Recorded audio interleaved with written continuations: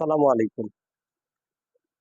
আমরা আজকে ইয়ং জেনারেশনের জন্য ৫ টি পন্থা নিয়ে আমরা একটি আলোচনা আসতেছি। সেটি হচ্ছে রিজেক বা বারাকা বা ধনী হওয়ার পন্থা। ৫ টি নিয়ম যে ব্যক্তি মেনে চলবে অবশ্যই আল্লাহর রহমতে ওই ব্যক্তি গরিব থাকতে পারে না। এটা হচ্ছে আল্লাহ এবং আল্লাহর রসুলের নির্দেশ। তো ঠিক আছে, আমরা সেই বিষয়গুলি জেনে নিব। ৫ টা পন্থা জেনে নিব আমরা। রিজেক বৃদ্ধির ৫ টা পন্থা আমরা জেনে নিব আজকে। নাম্বার ১, একদিন হুজুর পাক সাল্লাল্লাহু আলাইহি ওয়াসাল্লাম বসে আছেন, এমত অবস্থায় হযরত উসমান রাদিয়াল্লাহু আনহু হুজুর পাক সাল্লাল্লাহু আলাইহি ওয়াসাল্লামের কাছে এসে বললেন, হে আল্লাহর রাসূল, আমি গরিব হতে চাই। তখন তিনি বললেন, হে সাহাবা, হে উসমান, তুমি এক কাজ করো, উটের পিঠে উঠে তুমি তোমার খাবার সারবা। ৩ বেলা যে খাবার, সে খাবারটা তুমি উটের পিঠে উঠে খাবার খাবা। সেই অনুযায়ী হযরত উসমান রাদিয়াল্লাহু আনহু উনি উটের পিঠে উঠে তিনি খাবারগুলি সারতেন। কিন্তু এর মাঝে যে খাবারগুলি পড়ে যেত, উনি উটের পিঠ থেকে নেমে সেই খাবারগুলো ধুয়ে নিয়ে ওটা আল্লাহর শুকরিয়া করে উনি আবার খাইতেন। এখানে দেখেন শুকরিয়ার বিষয়টা, এই পয়েন্টটা মনে রাখবেন। তেমত অবস্থায় কিছুদিন চলার পরে হুজুর পাক সাল্লামের কাছে আবার হাজির হলেন। হে আল্লাহ রসুল, আমার ধন সম্পদ আর বাড়তেছে, আমি চাইলাম যে কমার জন্য, কিন্তু আমার ধন সম্পদ আর বাড়তেছে। তো আল্লাহ রসুল জিজ্ঞেস করলেন, হে উসমান, তুমি খাবারগুলো কিভাবে খাইতে? তখন তিনি বললেন যে আমি উটের পিঠায় উঠে যখন খাইতাম, তখন আহ খাবারগুলো পড়ে যাইতো, সে খাবারগুলি নিয়ে আল্লাহর শুকরিয়া করে, খাবারগুলি ধুয়ে আল্লাহর শুকরিয়া করে আবার খাইতাম হবে। তখন তিনি বললেন, মুচকি হেসে বললেন যে আল্লাহ তোমার রিজেক, তোমার বারাকা আরো বেড়ে দিবে, তোমার ধন সম্পদ জীবনেও কমবে না। হ্যাঁ, তো তিনি যে পর্যন্ত বেঁচে ছিলেন এখন পর্যন্ত তার অর্থ সম্পদ সৌদি আরবে, তার এখন এখন পর্যন্ত তার সৌদি আরবে তার অর্থ সম্পদ রয়ে গেছে। তো এখান থেকে আমরা শিক্ষা গ্রহণ করবো হচ্ছে শুকরিয়া, সব অবস্থাতেই শুকরিয়া করতে হবে। আপনি খারাপ চলেন ভালো চলেন, শুকরিয়া করতে হবে।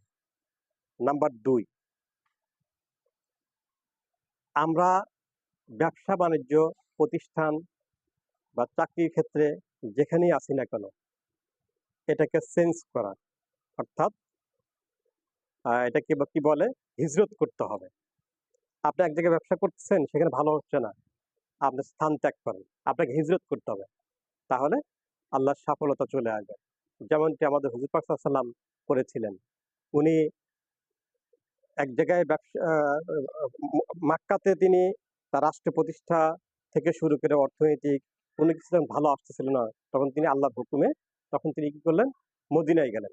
মদিনায় গিয়ে তিনি ব্যবসা প্রতিষ্ঠান বা দাওয়াতি কাজ বা সামাজিকতার কাজ যখন শুরু করলেন, আল্লাহর বারাকা চলে আসতে লাগলো। এখান থেকে আমরা শিক্ষাটা গ্রহণ করতে পারি। আপনি ব্যবসা প্রতিষ্ঠান আপনি চেঞ্জ করতে হবে আপনাকে। নাম্বার ৩, আপনার দানের মাধ্যমে ধনী হওয়া। হুজুর পাক সাল্লাল্লাহু আলাইহি ওয়াসাল্লাম কাছে এক সাহাবা আসে, হে আল্লাহ রাসূল, আমার তো দিনপথ চল না।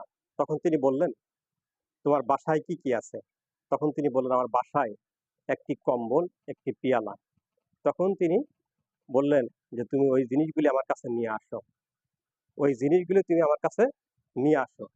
নিয়ে আসার পরে হুজুর পাক সাল্লাল্লাহু আলাইহি ওয়াসাল্লাম বিক্রি করে দিয়ে ওই টাকা দিয়ে তাকে একটি কুঠার কিনে দিলেন। কুঠার কিনে দিয়ে সে নিজে হাতে হাতল লেগে দিলেন, দিয়ে বললেন যে তুমি এখন বনে গিয়ে কাঠ কাটো। এরপরে তিনি কাঠ কেটে বাজারে বিক্রি করে তার সচ্ছলতা ফিরে নিয়ে আসলেন। লম্বা ইতিহাস রয়েছে, ওদিকে না যাই। তারপর একসময় আল্লাহ চাইতে সে উমর রাদিয়াল্লাহু আনহু আমলে সে বড় একজন ধনাঢ্য ব্যক্তি হয়ে গেছিলেন। নাম্বার ৪, বিয়ে করা। যে সকল যুবকরা যারা বিয়ে করেন নাই, তারা বিয়ে করুন। এখানে একটা হাদিস রয়েছে, তো বোনদের উদ্দেশ্যে বলবো, আপনারা মাইন্ডে নেবেন না জিনিসটা, এবং অনেকে এই জিনিসটা নিতে পারে না, মেনে নিতে পারে না। তো হুজুর পাক সাল্লাল্লাহু আলাইহি ওয়াসাল্লামের আমলে এক সাহাবা আল্লাহ রসুলের কাছে আসলেন। হে আল্লাহ রসুল, আমার তো দিন পথ চলে না। তখন তিনি বললেন, তুমি বিয়ে করো। তখন তিনি বিয়ে করছে, আল্লাহ রসুলের হুকুম, বিয়ে করছে। বিয়ে করার পর দেখে তার আরো করুণ কাহিনী। তখন তিনি কি করলেন, আবার আল্লাহ রসুলের কাছে গেলেন, হে আল্লাহ রসুল, আমি তো বিয়ে করলাম, তারপর আমার দিন পথ ভালো যাচ্ছে না। তখন তিনি বললেন, আরেকটা বিয়ে করো। তারপর আরেকটা বিয়ে করলেন। আরেকটা বিয়ে করার পরে তার ধন সম্পদ বৃদ্ধি হতে লাগলো। কিছুদিন পর আল্লাহ রসুলের কাছে গেলেন, যেমন, হে আল্লাহ রসুল, এর মুজিজাটা কি? আমি প্রথমে একটা বিয়ে করলাম, আমার অর্থনৈতিক সাইড ভালো গেল না, এখন অর্থনৈতিক সাইড আল্লাহ দিলে, আল্লাহর শুকরিয়া, আলহামদুলিল্লাহ, অনেক ভালো যাচ্ছে। এর কারণটা কি? তখন তিনি বললেন, তুমি যে ফার্স্টে যে মেয়েকে বিয়ে করেছিলে, তার বারাকা কম, তার রিজিক কম, তার তকদিরে অর্থ সম্পদ কম। তুমি এখন যে মেয়েটাকে বিয়ে করেছো, এর তকদিরে অর্থ সম্পদ বেশি। আল্লাহ, যার কারণে তোমার ধন সম্পদ আল্লাহ বাড়ায় দিচ্ছে। এরপরে আসেন নাম্বার ৫। এটা হচ্ছে আল্লাহর কাছে প্রার্থনার মাধ্যমে আপনার রিজিক বৃদ্ধি। আল্লাহর কাছে নামাজ পড়ে আল্লাহর কাছে ফরিয়াদ করেন। ফজর নামাজ পড়ে আল্লাহর কাছে ফরিয়াদ করেন, হে আল্লাহ, আমার ধন সম্পদ, আমার রিজিক বাড়িয়ে দাও। আমি চলতে পারতেছি না। আল্লাহর কাছে ফরিয়াদ করেন, আল্লাহর কাছে একাকিত্ব কান্নাকাটি করেন। আল্লাহ অবশ্যই শুনবেন। এবং সব অবস্থাতেই আমাদেরকে শুকরিয়া করতে হবে। তাহলে আল্লাহ চাইতে অবশ্যই, অবশ্যই আল্লাহ আমাদের ভাগ্যের পরিবর্তন এনে দিবে।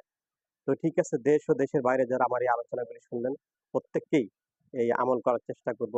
সকলকে ধন্যবাদ জানিয়ে, আমি যেন সুন্দর, সুন্দর ভিডিও বানাইতে পারি, আপনারা আমার এই জেডএ টিভিকে সাবস্ক্রাইব করুন এবং আমি যেন ভালো, ভালো ভিডিও বানাই সেই তৌফিক এনায়েত করুন। আলহামদুলিল্লাহ।